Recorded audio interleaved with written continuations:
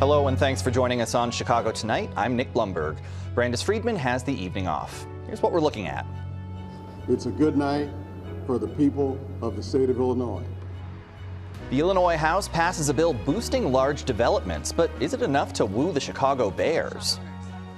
Chicago has seen heavy rainfall so far this spring. We explore the impact flooding is having on the region and potential solutions. And the Bears are about to be on the clock. What's the team's biggest need heading into the NFL draft? Former Bear James Big Cat Williams breaks it down for us. First off tonight, the CTA gets ready to break ground on the long-awaited Red Line extension. The transit agency is planning a ceremonial groundbreaking tomorrow on the nearly $6 billion effort to extend the city's busiest rail line south from its current endpoint at 95th Street down to 130th Street. It'll have stops in between at 103rd Street, 111th, and Michigan Avenue near 116th. The project's fate had been uncertain after the Trump administration moved to freeze some $3 billion in funding for the extension and other efforts. Late last month, a federal judge ordered the U.S. Transportation Department to pay up. Chicago Public Schools leaders are offering details on the May 1st day of civic engagement. In a letter to families, CEO Macklin King assured parents that many teachers and staff are planning to join rallies, but network and central office staff will fill in at any schools with shortages. King also stressed that it will be a full day of instruction, although students may engage in demonstrations at their schools or at civic actions elsewhere, with a large afternoon rally planned in Union Park. King also said the district approved a civics curriculum for classroom discussion. The letter comes amid pushback to the district's move, which came after pressure from the Chicago Teachers Union. A group of parents presented school board members a letter today questioning how CPS came to its decision. We've got more details on our website. Cook County celebrates the 60th anniversary of Stroger Hospital's trauma unit. Elected officials, staff, and former patients stressed the importance of the public hospital's specialized care at an event today. Leaders touted that Stroger's trauma and burn unit is the city's only trauma unit verified by the American College of Surgeons, and patients thanked medical staff for providing care to everyone who needs it. I want to inform you all that trauma recovery isn't just about fixing broken bones, but it's about mending a spirit. Those were some really dark days in the ICU bed. But every time I felt like giving up, someone in scrubs was there to remind me that I had a future worth fighting for. Up next, a bill that could keep the Chicago Bears in Illinois. We explain right after this. Chicago Tonight is made possible in part by the Alexandra and John Nichols family, the Polk Brothers Foundation, and the support of these donors.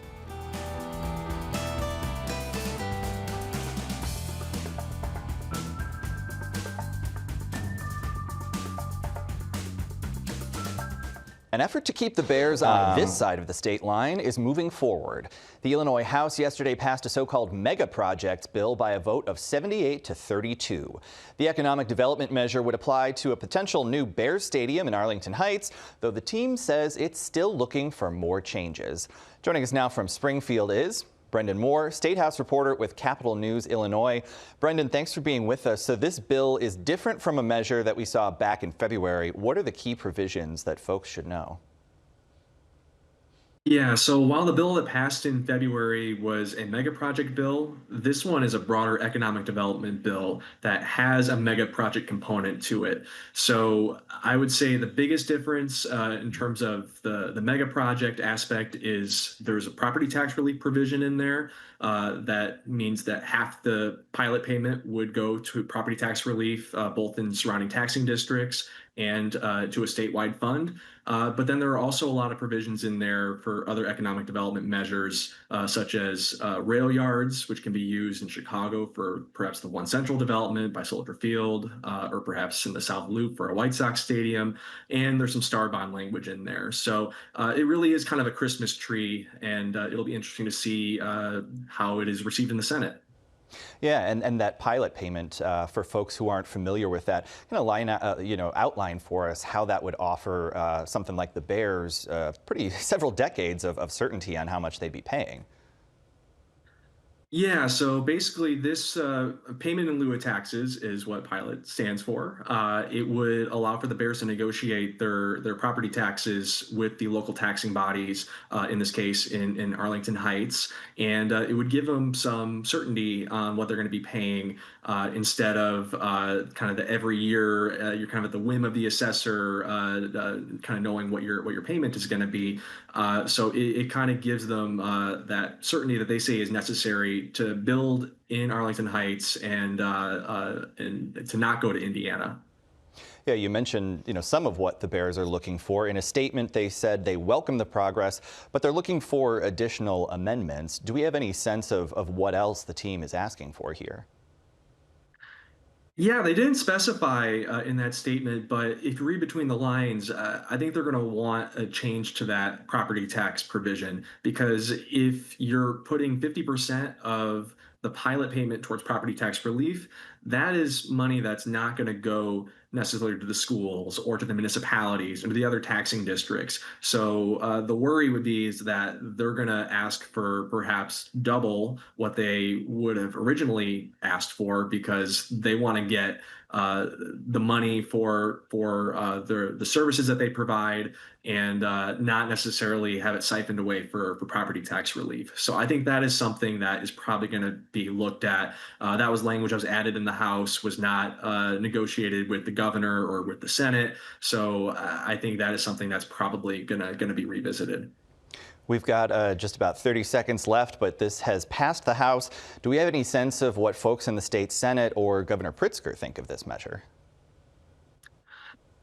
Yeah, so they were the governor's office and the top negotiator in the Senate were both, I would say, measured in their reaction to this bill passing. But it seemed pretty clear that there were going to be some changes coming that while kind of the Governor Pritzker said last week they had kind of the scaffolding of a deal in place. I think that's still true. I mean, you still have the pilot concept, but some of the details got changed and that weren't really negotiated with either the governor or with the Senate. And so I think that when the Senate comes back, there are going to be some discussions about what can pass there, what's feasible in the House, and try to get some agreed language. And with the Bears too, try to get some agreed language on something that can pass both houses, get Governor Pritzker's signature, and something that the Bears would find acceptable in order to put some shovels in the ground in Arlington Heights.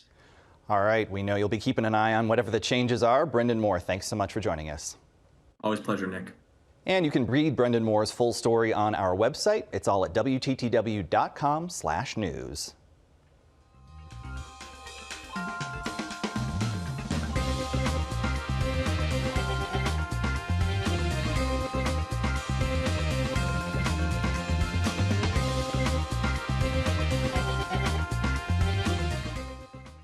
Flooding has always been a threat during Chicago's warmer months, but that threat is more and more present in the spring. Since March, multiple rounds of severe storms have caused not only flooding, but hail damage and even tornadoes.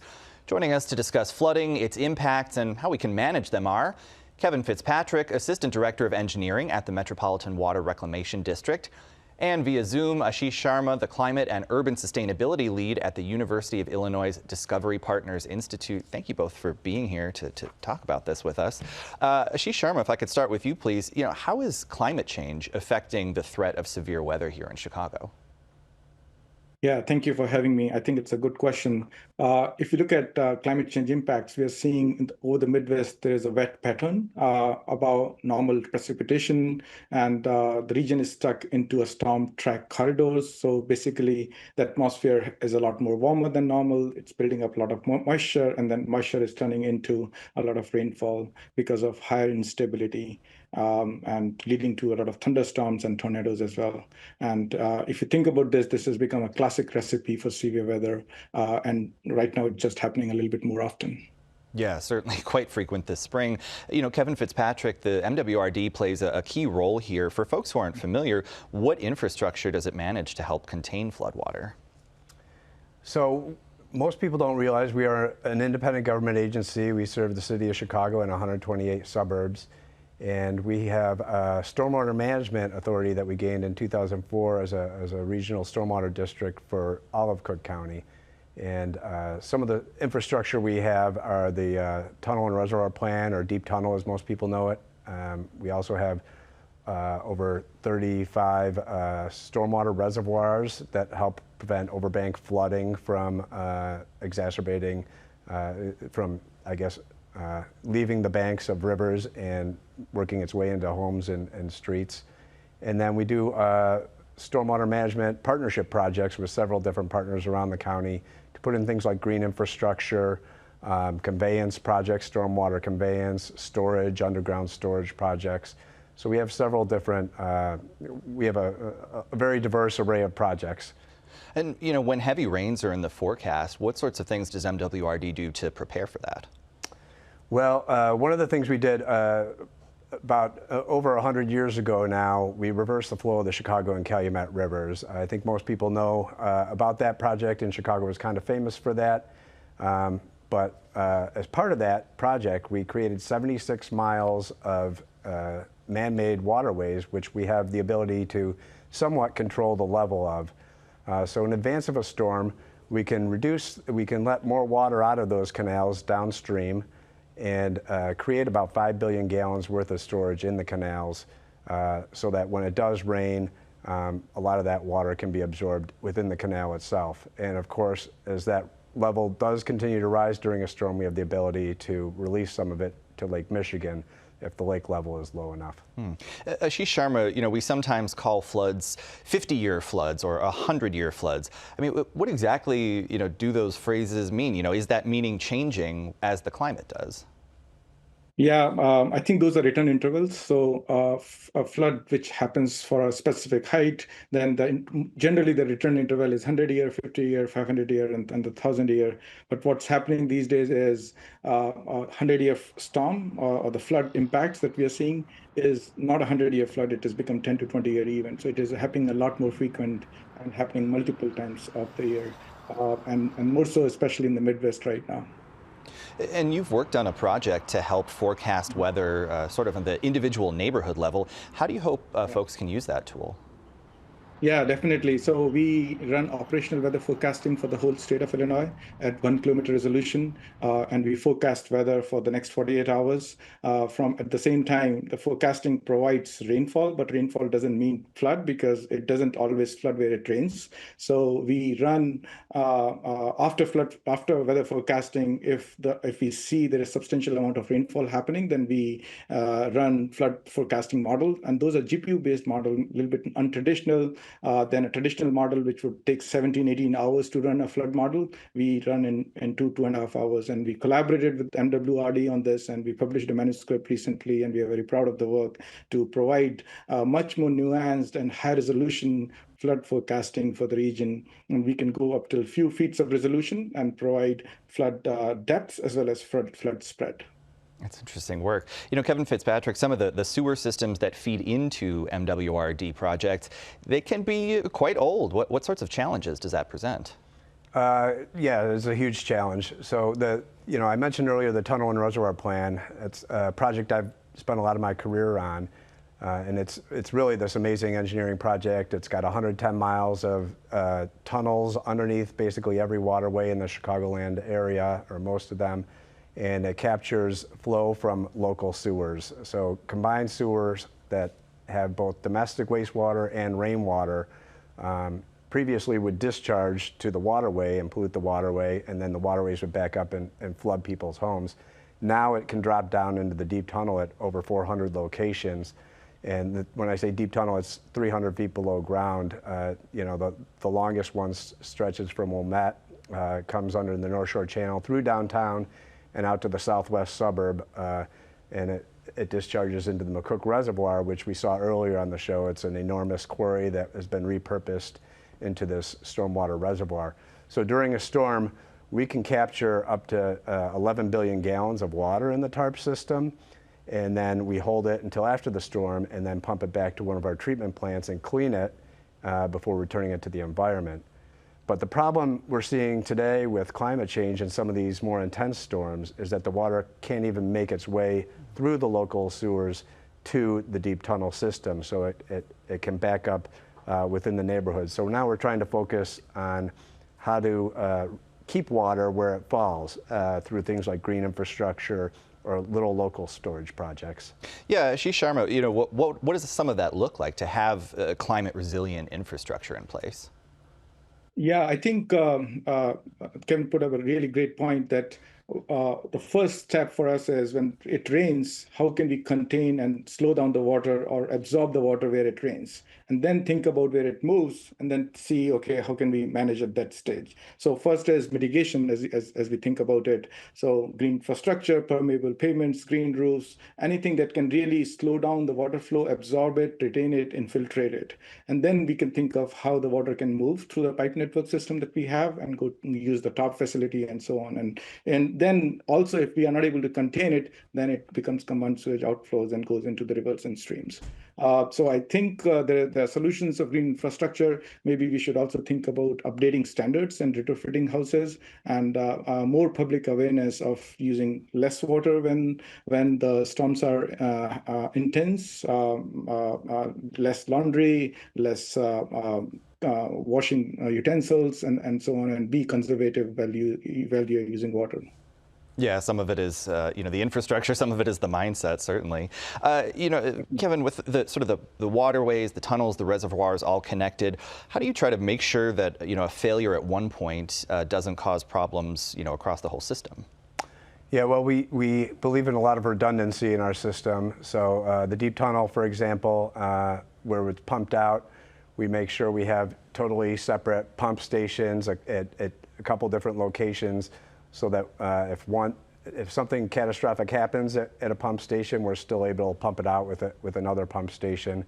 And other than that, we have interconnected systems where we can help relieve one area if another area has a problem. So it's not, yeah, all relying on one point. We've got just about 30 seconds left. We mentioned some of the challenges of age, but, you know, just working in an urban environment like Chicago, what sorts of challenges does that present? It's very difficult. It's highly, you know, dense area. There's not a lot of room to put in a new reservoir, so we're having to get creative. One great example is we partnered with the City of Chicago, Department of Water Management, and public schools to transform 34 asphalt parking lots that were kind of in disrepair at 34 different schools and turn them into beautiful play yards for the kids that they could do outdoor learning and classrooms and stuff like that. But the beauty is they now are permeable and we can soak water into them and store it underneath them, and we can capture up to 6.5 million gallons every time it rains. So we got to get creative and think of projects like that. Yeah, a very interesting approach there. All right, that's all the time we have for this evening. Kevin Fitzpatrick, Ashish Sharma, thank you both for your time. Thank you, Nook. Thank you for having me. Up next, breaking down what the Bears might do in the NFL Draft.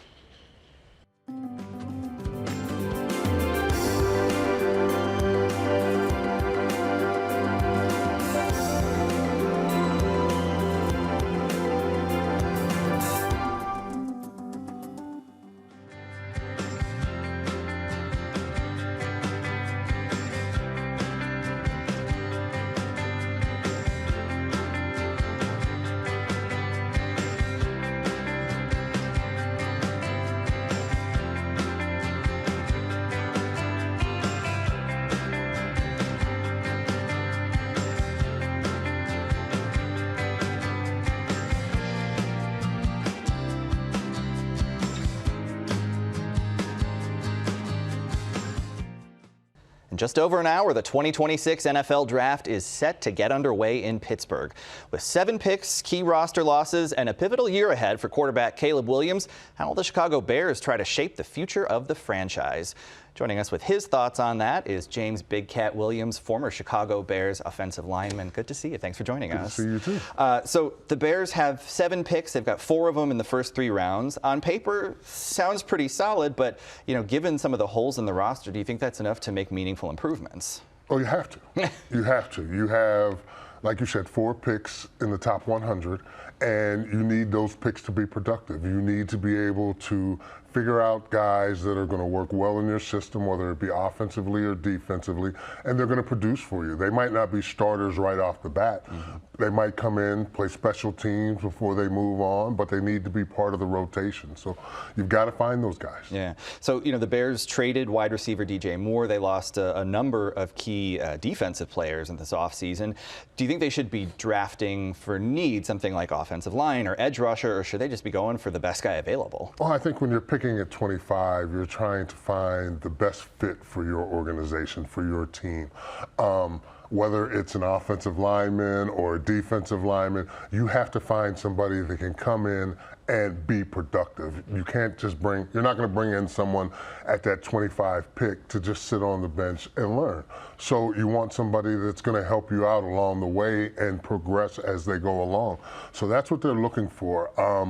There are a lot of holes that you need to fill, so we're going to see what they do. Yeah, and I want to come back to some of that. First round, though, dropping from 10 minutes to 8 minutes for each team to make their pick. Do you think that's going to have an impact on teams? I don't know. I really don't know. This is going to be a very interesting process because, that 2 minutes could make a difference. You're talking about teams trying to trade up, teams trying to trade back, trying to work with 2 or 3 different teams at the same time.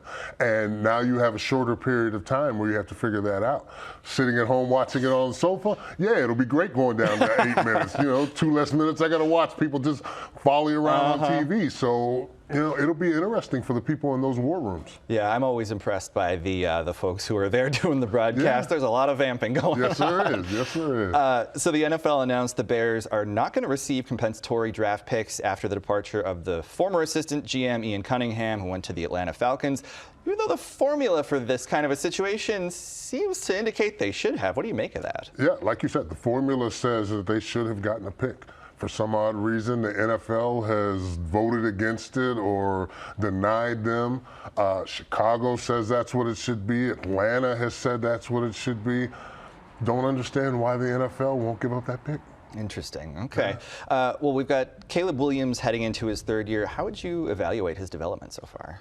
He's getting better. Yeah. I'm anxious to see another year under Ben Johnson to see what they are able to put together. The things that he is able to calm down in Caleb, some of the things you don't want him to calm down because that's what makes him great. But there are certain platforms, certain schedules that Ben is going to want him to stay on schedule with.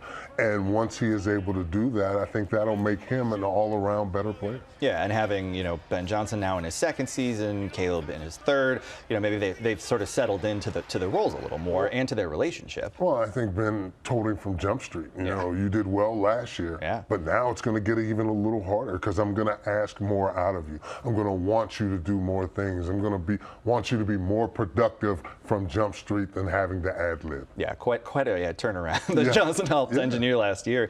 All right, so talking about the offensive line, great last year, but center Drew Dahlman retired at 27. Ozzie Trapillo is expected to miss a lot of the season with a knee injury. How important is it to shore up that O-line? I think it's important. You have Braxton Jones, who's going to be coming back, and from all indications, everybody's talking about he looks healthy, he looks smaller, more fit now. But you won't know anything until you put the pads on, until you get him lined up at left tackle, until you figure out how Bradbury's going to work at center. You still have questions. We came into last season with questions just as far as how well would they gel. And I think they did a good job of gelling, and I think Ben Johnson did a good job of putting them in situations where they could succeed. Now he has to do it all over again, depending on how everything works out. Yeah, how about that? It was such a great run last year. Do you think fans should expect them to build on last season's success, or might we see a little backsliding?